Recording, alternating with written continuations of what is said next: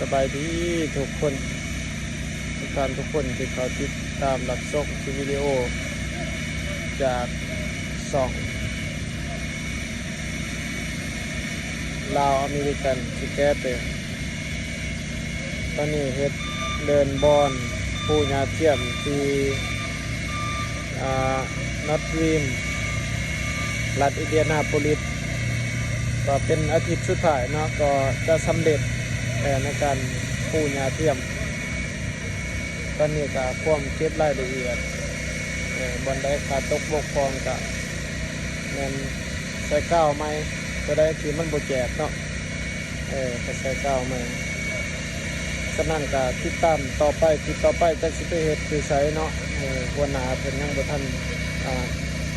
รายงานมาแต่ว่าเฮ็ดเดือนนี่ก็ถือว่าอาทิตย์นี้แหละเนาะอาทิตย์นี้ก็คือว่าสำเร็จอาทิตย์นี้คือว่าสำเร็จบรรยากาศตอนนี้ก็4 โมงละ4 โมง 5 โมงมื้อนึง